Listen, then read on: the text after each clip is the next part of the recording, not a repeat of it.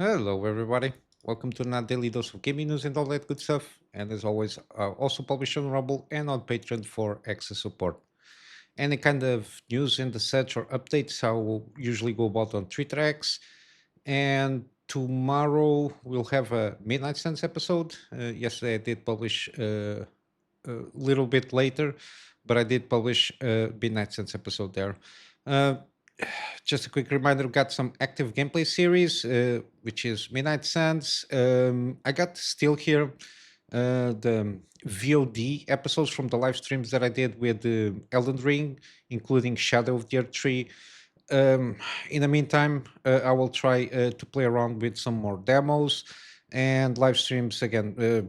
It's on pause for now. I don't have. It's very difficult to arrange some kind of slots to go around and do some live streams. But my intention is to go and play through Death Stranding if possible.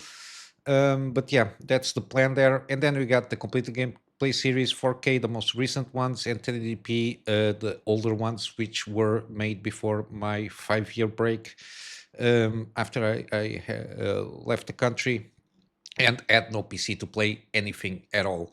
Um, yeah, basically that's it. I will try to keep my best to continue doing throughout until the end of the year the daily gaming program, um, news program. Sorry, but yeah, not much happening. But we still are getting a lot of leaks and rumors regarding AMD. Just covered here. It seems that the consensus is to be the naming scheme. I covered this yesterday. They changed around. They skipped 8,000, and RDNA 4 supposedly is going to be called the 9,000 series. And we got the digit interchange there. I went over it yesterday. Again, just a quick reminder. Um, my perception is the fact that the Check Yun and Lisa Su, everybody from Ericsson, AMD, the fact that they are merging the architectures in the way at least the engineering goes about, instead of having RDNA and the Ryzen stuff there. Supposedly we are going to have UDNA, so unified architecture there, and I'm assuming they are going about these little steps on merging also the naming scheme of both CPU and GPU. And my perception, and at least the logic that I'm seeing, even though it's not explicit said, it's supposedly we have the 4 digits at least for now. The nine, the first digit should be the reference of the generation. So 9,000s both for CPU and GPU. At least that's the way it supposedly it's going to be. And then we have the second digit, which is going to be reference for the CPU naming scheme, because now we have the 96, 97, and 99, and even the 9800 variations of given of CPUs. So it will be the uh, okay, got the generation, then we're going to be the class of CPUs, and if it has a zero, it's not a CPU. And supposedly all, I will assume, again, we don't know about the what we can call the 9950 something. I will assume that the third digit is going to be only for class GPU stuff there. And I will assume then afterwards the last digit will be the refresh naming scheme, let's say, for any of the GPUs or CPUs. Again, so let's say if they launch a refresh for this RDNA 4, the 9070, I will assume it's going to call itself 9075. For example, if it is for the CPU stuff, uh, we'll have to assume, for example, for the high end, when the X3D comes, even though I think they are still calling 9950, which only brings more confusion. But I will assume that they will need to correct that, which is going to be, let's pretend, the 99,005 thing there. Again, that's the only logic for melding this everything in the same kind of naming scheme, so it doesn't confuse consumers. But again, I don't put it out of the possibility of them, I don't know, basically naming things the same way that Intel does, which is way more confusing. But yeah, other than that, again, we'll have to wait and see if this CS they are going to at least address this thing with a new naming scheme. So at least we might have a guide. Because for the laptop, I think even though they might use the 9000, um, at least we have like a table of what each number indicates, whatever it is, what kind of product it is, on the APU side, on the CPU side, regarding laptop and mobile stuff there. I will assume that they should launch at least a guide for the naming scheme of their DIY CPUs and GPUs. But yeah, on and supposedly on this CES, they're going to go about and address the RDNA launch, the FSR4, I know more specificities regarding the AI and how they're going about it with the FSR4 technology there. And suppose they are going to announce also the rest of the lineup of the X3D variants of their CPUs there. Again, let's see how it goes. But yeah, so far it's what we got here. Again, there are some benchmarks leaked, but again, I prefer to wait for the official announcement so you have a better idea. Even though it's interesting to see this benchmark, the synthetics ones that were were on the internet yesterday. Again, it's interesting to see, but again, we are always speculating of rumored information or supposedly leaked information, and the official information might come out completely different. So again, and it's more confusing for people that are trying to follow up. Every day is something new, and with some variation of difference thing here. So I think I will try to not cover that much, but trying to get around at least for this new 5000 series from NVIDIA and this RDNA 4 for AMD to wait a little bit for the official information and official specifications of those products, and then trying to see how it might be compared in terms of uplift, in terms of performance from the previous generation, and also in terms of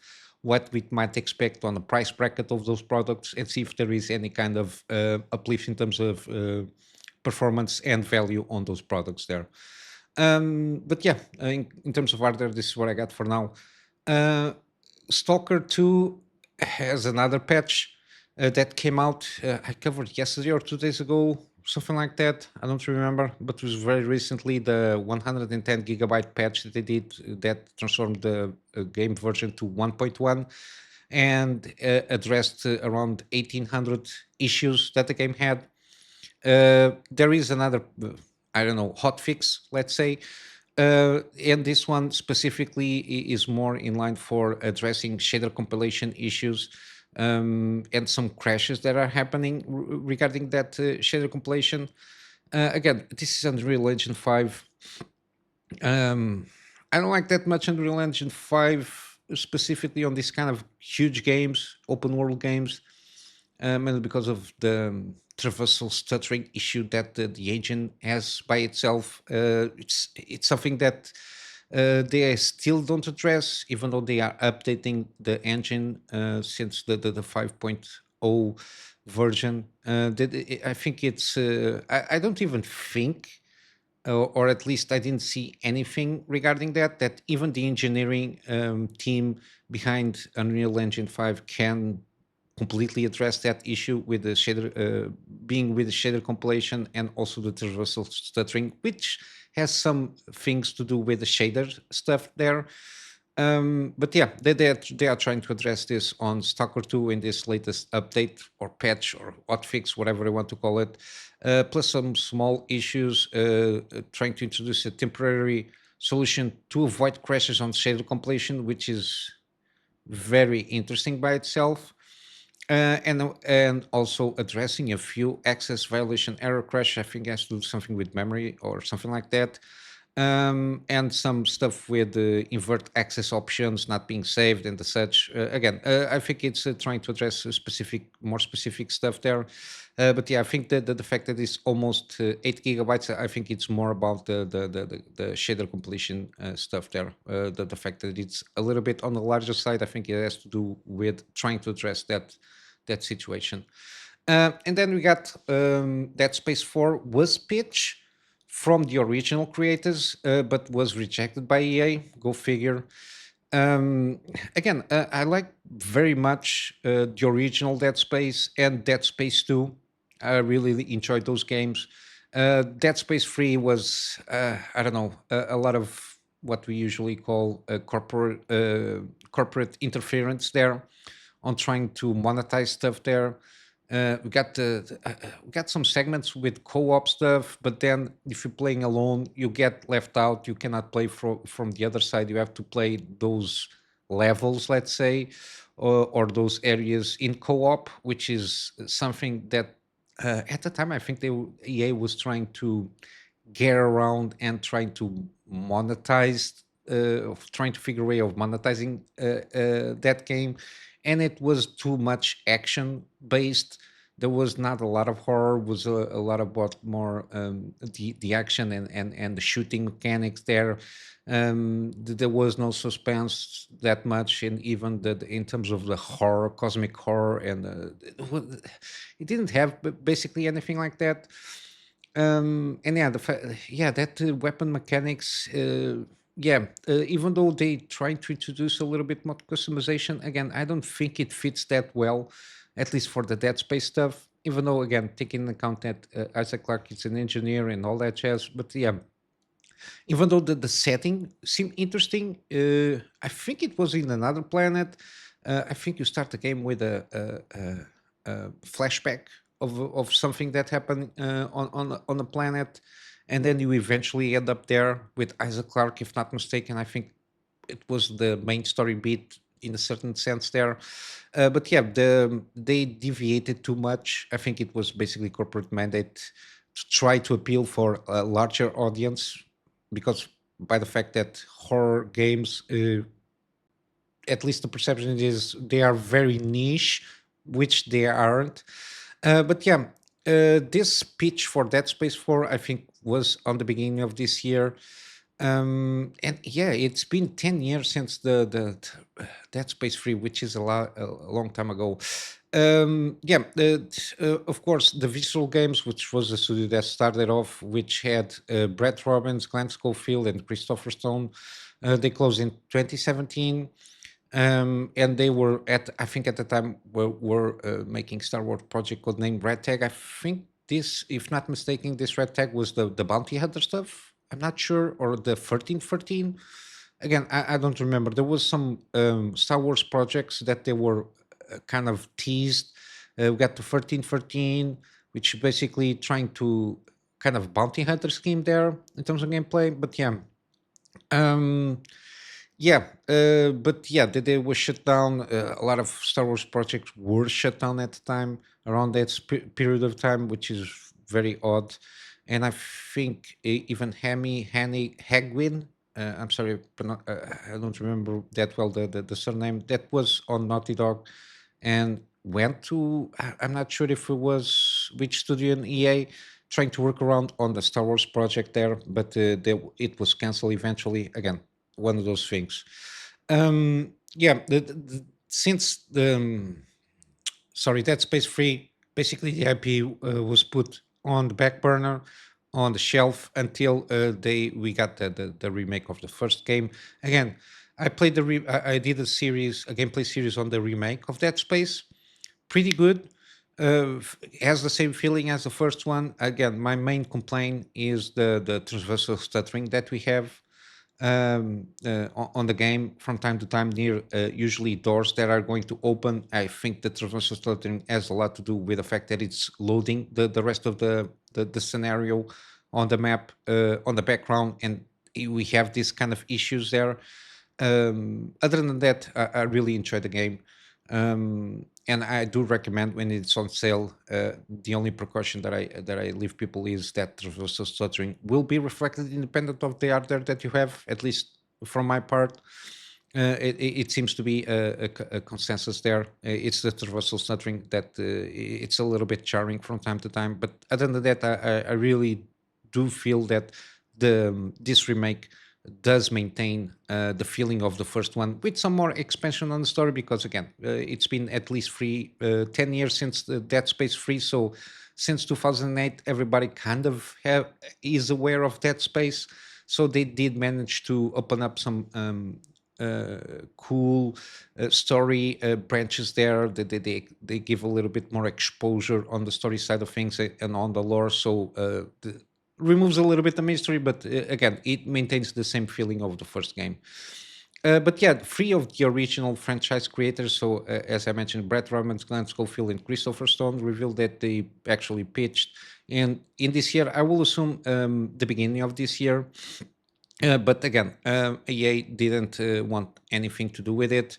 There are some comments here, but basically the two tried anyway, because they were all free at the time. That's why I say I think it was at the beginning of this year, because they are now pretty busy since the mid of the year. So that's why I think it was pitched at the beginning of this year. Following their own games that didn't go so well as planned. Again, Brett Robbins was the founder of Ascendant Studios and game director on Immortals of Avium, which didn't go that well. It flopped really hard. And then again, lead to massive layoffs. And I'm not sure if the studio closed or not, but yeah, it's not in a good place. Then Glenn Schofield and Christopher Stone were game director and chief creative officer at Striking Distance Studios on the Callisto Protocol. Um, I already did the recording of the Callisto Protocol run that I did. Um, I can see the game itself. It's not bad. It's a pretty decent game. Again, it was made on Unreal Engine 4, if not mistaken. I think it's the Unreal Engine 4. Um, yeah, but the overall the game doesn't seem to present in terms of quality regarding the budget that he had. It was a very expensive game for the quality, the overall quality, and the refinement of the game itself. Even though it's very interesting, the story ends on a cliffhanger, because I think they were playing this as at least two games, at least how the story goes. But has a franchise. I think they're trying to open up as a franchise, because there is a lot of stuff happening there that might be open up for at least a trilogy of games. But yeah, it seems very similar to Dead Space. I guess it's familiar territory for where is he? Glenn Schofield and Christopher Stone, again, being that they were the original creators of Dead Space. The combat is different. It's more melee focused. I think the guns are supposed to be more on the support side of things when you enter in combat there. Even the combat there, there are some interesting takes, even though I think there is a little bit of lack of refinement, but I think it could be improved on other game on the sequels of those games. But it's very interesting how they try to do the melee combat there. But yeah, um, they are now on their own adventures. Again, Brett Robbins joined the guy from Immortals of Avium, joined Absurd Adventures, the new studio created by Rockstar's Dan Houser. Again, the guys that were Dan Houser was basically, I think, co-founder of Rockstar, and he worked basically until GTA 5 launched, and then just had to be I don't know, shoved aside to a certain sense. And he is going to be a game director of an announced project there on that independent studio. Then Christopher Stone became studio general manager of Void Interactive, the developer behind tactical FPS game Radionaut. It seems to be pretty good. I think it's on early access, this game, and it has very positive feedback. I'm not sure when the full game launches again. I think this is kind of multiplayer shooter kind of a thing there, kind of similar to the Ubisoft game. the Tom Clancy, whatever it is. I think it's kind of those kind of games. Usually not for me. And then we got Schofield, which is working on a smaller project now because he went out of how the studio called, Jesus, Striking Distance Studios. Even though he was the founder and game director of Callisto Protocol, he just ejected himself from the studio and is working on a smaller project. They are trying to get funding for that project. Again, as always, it's always a exciting project. It's smaller, but I'm not directing. He's serving as, at this moment, executive producer there. Um, when you hear what is about, if we get the funding, you'll understand it's something kind of special for me. Okay, hopefully you can get, because I think Callisto Protocol by itself, it's a pretty decent game when it's priced at the right point. Usually when it's on sale, I usually mention that game, and I can, with confidence, think. Usually, I think the game as it is at this price point. I'm not sure if I put it here on the gaming deal stuff section of the program. But I usually do recommend with the caveat of having some performance issues here and there. But I think they patched enough that it can be enjoyable there. But yeah, that's the news that I got here. Hopefully, we can get more news next year regarding these little projects and having something good out of it. So, gaming deals. Got Okami HD. This is the remaster, or at least the port for PC, and it's 75% off. I will probably one of these. I never played this game, unfortunately, when it came out to consoles. But again, everybody liked this game, at least the people that played it, and it's 75% off. We got also Prey, 90% off, so $3 for the base game. I really do recommend this game. Very underrated. Again, at this price point, it's almost for free. Very underrated game. I did manage to get around and do, oh my god, a gameplay series on this one. And you can check the first episode to have an idea what this game is all about. But yeah, I do recommend fully at this price point for sure. Then we got Midnight Suns. I'm on the verge of wrapping up this series. I think 89 episodes in total. I think around 6 or 7 episodes more, and I will finish up the game. Again, I do recommend, especially at this price point. Again, from the same guys that did the XCOM 2. Yeah, it's very addicting, the game. The only complaint that I have is the mechanic of exploring the Abbey grounds. It's serviceable, but I think it could have been a little bit refined, a little bit more. But yeah, I do recommend the game. Not at full price at this point, but yeah, when it's on deal, it's got the stamp of approval here from me. Then we got Feral Edition. I did manage to download the demo. Again, when I have time, I will try to play it and see how good it is because I'm really curious about this game. And it is 85% off. We got also Bioshock Collection, so the trilogy with the remastered versions of the first and the second one. Bioshock Infinite and all the DLC and playable content associated with that. It's on a deal, 80% off, around $12 or so. I already have Bioshock Infinite. I'm not sure if this is considered the full package here or if it is removing the game I already have on my library. But yeah, I do recommend. First game, very excellent. The second one is a little bit... it can be underrated or overrated depending of what you were expecting. And Bioshock Infinite is a pretty decent conclusion, so I think it's a good deal there. We got also Black Mesa Definitive Edition. So this is basically the remake of the first Half-Life made on the engine of Half-Life 2. And it's 75% off. Again, one of these is I have to play this game. I remember buying the original Orange Box, which was the setup of the Orange Box in physical edition. I don't know, 20 years ago or something like that. I don't remember very well, but yeah, I'm very curious. One of these days, maybe trying this game out. We got also No Man's Sky again. there's not much to tell about this game. It's 60% off. Again, huge amount of content, all for free. And I think this is, again, they are hitting the nail on this one after a little bit of a botch launch, to say the least. But yeah, they really did go over and beyond to recoup the this game here and being bringing it on very 95% and up. We got also Death Stranding Director's Cut. Again, this is a Kojima game. What else can I say here? 50% off. I'm playing. I played a little bit of the game already. I do recommend so far. It's not exactly like a walking simulator.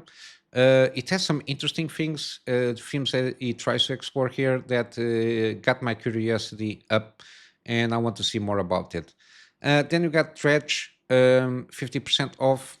Again, Lovecraftian environment storytelling plus the fishing mechanic is also interesting.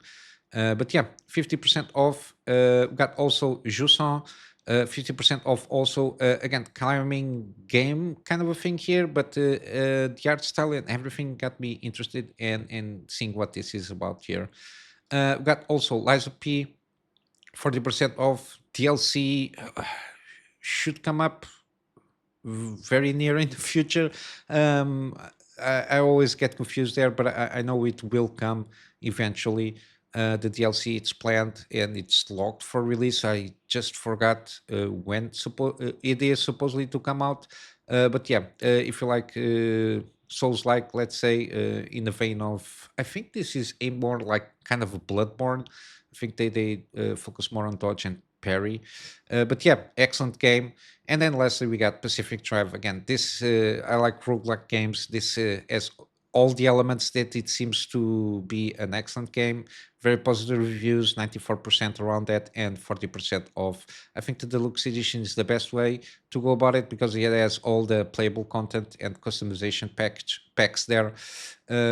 Yeah, I'm really interested in one of these is going about playing this game. But yeah, other than that, I'm going to wrap up for today with a plug on my Patreon for extra support. The extra support is in line for me to get around and trying to find a way of getting a better storage solution so I can have backups of stuff that I do for my clients. And of course, extra space for the videos that I do for the channel. And with all that said, hope you have a full day. I'll see you in the next one. So until then, Kunamy Master out.